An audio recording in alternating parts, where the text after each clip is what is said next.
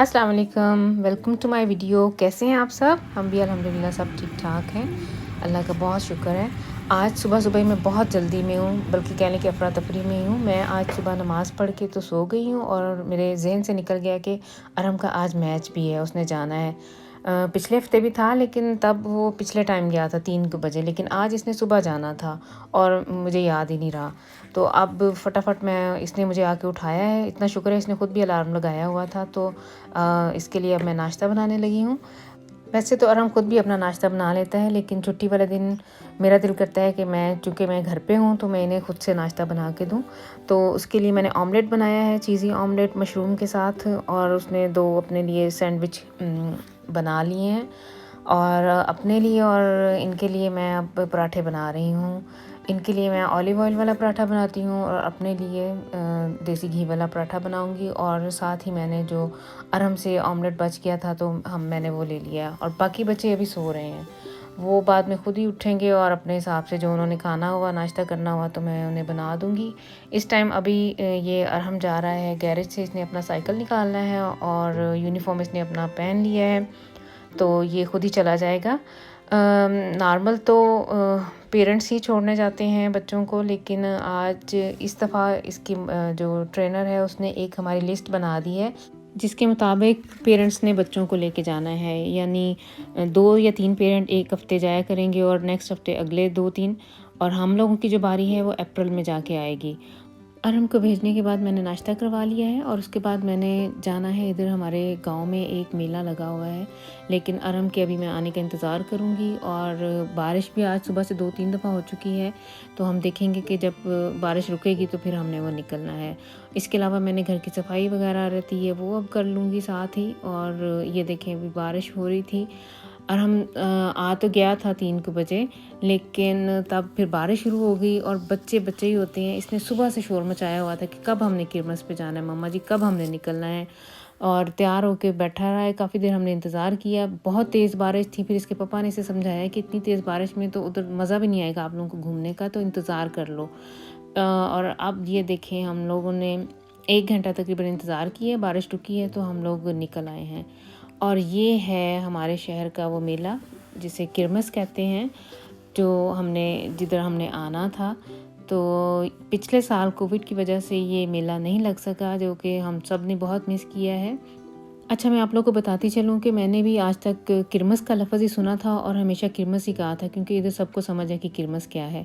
लेकिन मैंने इसकी सर्च नहीं की कि ये क्यों इसे क्रिसमस कहते हैं और ये इसका क्या मकसद है और किस वजह से है। जैसे पाकिस्तान में बैसाखी का मेला लगता है, तो मेरे दिमाग में यही था कि इन दिनों इधर भी फसल की कटाई हुई है, तो शायद ये उस चक्कर में ये इस तरह का मेला लगता है। लेकिन जब मैंने सर्च की है तो मुझे अब पता चला है कि पहले ज़माने में, पुराने वक्तों में, जब ये लोग कोई चर्च बनाते थे, जब उसकी इफ्तिताह होता था, जब कोई चर्च की बिल्डिंग कंप्लीट हो जाती थी और उसका इफ्तिताह करते थे, तो इस तरह का ये अरेंज करते थे, मेला टाइप का फेस्टिवल का एहतमाम करते थे। तो उस चक्कर में ये इसका नाम, इधर कीशे कहते हैं चर्च को, तो उधर से ये नाम क्रिसमस है।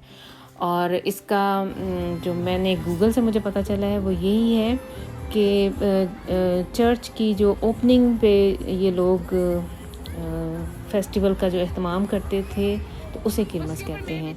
तो ये देखें, काफ़ी बड़ी होती है ये क्रिसमस, लेकिन इस दफ़ा इन्होंने, हमारे शहर ने इसको थोड़ा कम जगह पे अरेंज करवाया है, वरना तो ये काफ़ी बड़ी होती थी, 2-3 पार्किंग। और ये स्पेशल जो जगह है जिधर इस टाइम हम घूम रहे हैं, ये जगह इसी के लिए मख्तस है। इधर ये फेस्टिवल साल में 1 दफ़ा लगता है, और ये वाला जो फेस्टिवल है हर साल लगता है।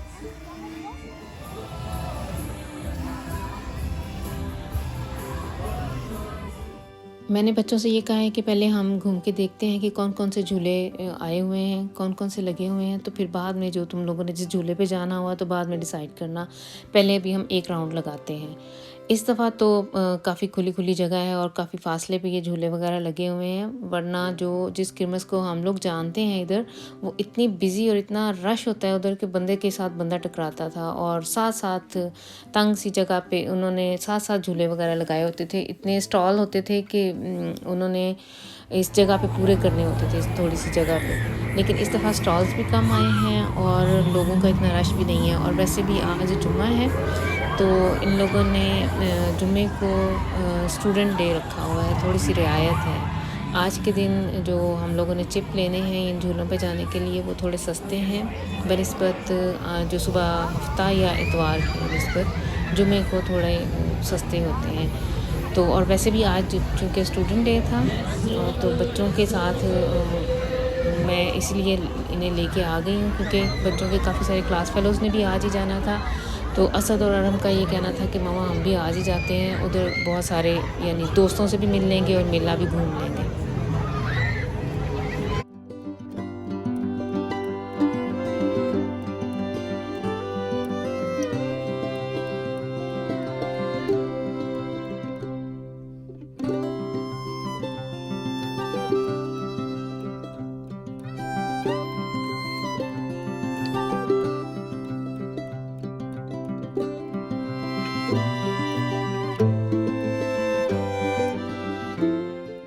इधर अरहम ने डिसाइड किया है कि वो ये वाली गेम खेलेगा। ये इसने 3 दफ़ा ये बॉल फेंकने हैं। अगर तो ये सारे गिरा लिए इसने तो ये जो ऊपर बड़े बड़े से टॉयज़ हैं उनमें से एक इसे मिलेगा, और अगर ना गिरा सका तो फिर वो छोटी सी कोई भी चीज़ इसे पकड़ा देगी कि ये तेरा इनाम है। इधर से इसने जैसे अभी उसने इशारा किया है कि इधर से ढूंढ ले, जो चीज़ तुझे पसंद है वो ले ले। तो ये अभी मैं बाद में दिखाती हूँ कि इसने क्या लिया था उधर से। ये इसने ये रिंग से, पता नहीं से अब क्या कहेंगे, ये लिए हैं। और अरहम को जो प्राइज़ मिला है ये हम लोगों ने बचपन में एज ए बैंगल इस्तेमाल की हुई हैं। ये चूड़ियाँ हम तो इसे कहते थे और कभी पहन लेते थे बाजू में, कभी इसके साथ खेलना शुरू कर देते थे। और ये देखिए अब इसके साथ क्या करता है। अब हम इधर इस झूले की तरफ आए हैं तो देखने में तो ये बहुत अच्छा लग रहा है, लेकिन ये इतनी स्पीड में चला है कि मुझे डर है कि बच्चे ना ही जाएं इसके ऊपर। लेकिन अरहम और असद इन दोनों का इरादा इसके ऊपर जाने का है। इन्होंने चिप खरीद लिए हुए हैं और अब इंतज़ार कर रहे हैं कि ये रुके, अपनी बारी का यानी इंतज़ार कर रहे हैं। ये देखें अब ये दोनों माशाल्लाह से इसके ऊपर बैठ गए हैं।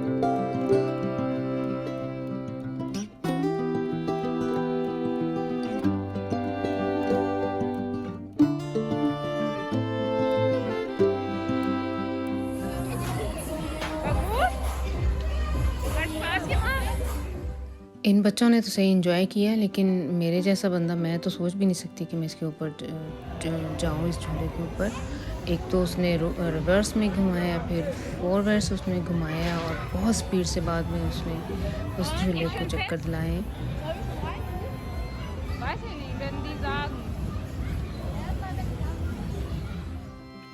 इन बच्चों का दिल बड़े ऑटो स्कूटर पे जाने का था, जो बड़े ये तो छोटे बच्चों वाले हैं ना। इधर साथ ही एक और भी था एरिया जिधर उन्होंने बड़े बच्चों के लगाए हुए हैं, लेकिन उधर सारे टीनेजर जो बड़े बड़े बच्चे हैं, कह लें कि 15, 16, 18 साल के और उससे बड़े आदमी वो थे। तो वो लोग आपस में, मैंने उनको देखा है, वो तो सही टक्करें एक दूसरे को मार रहे थे इन गाड़ियों से। तो मैंने इन बच्चों से कहा है कि आप लोग इधर आ जाओ। उधर एक तो वो बहुत रश था, उधर हमें काफ़ी लंबी लाइन में लगना पड़ना था बारी के लिए, और दूसरा ये कि मुझे लगा कि वो ज़्यादा ख़तरनाक है। वो बग़ैर परवाह किए ऐसे मौक़ों पे कुछ बच्चे जो हैं वो ज़्यादा ही आपे से बाहर हो जाते हैं। तो इसलिए मैंने इन्हें कहा है कि बेहतर ये छोटे बच्चों वाली साइड पे आ जाओ, तुम लोगों ने अपना शौक़ ही पूरा करना है ना, तो इधर भी चला के तो आप लोग कर सकते हो। खाने पीने के भी स्टॉल जैसे कि मैंने पहले भी इधर आप लोगों को दिखाए हैं लगे हुए हैं। तो अरहम को तो इधर से गुज़रते हुए भूख लग गई है। अब उसने अपने लिए एक पिज़्ज़ा ले लिया है। ये मार्गरिटा पिज़्ज़ा है। इसके ऊपर सिर्फ टोमेटो सॉस होती है और ऊपर उन्होंने चीज़ डाला होता है। इसके अलावा और इसमें कुछ नहीं होता। और हमने बाद में इसके ऊपर ऑरिगानो वगैरह खुद ही छिड़क लिया है। और ये भी इधर की स्पेशलिटी है जो इस टाइम आपको इस क्लिप में नज़र आ रहे हैं। ये बादाम है, काजू और एडनोस क्या कहें, मूँगफली। उसके ऊपर इन्होंने वो शुगर की कोटिंग की होती है सिमट के साथ।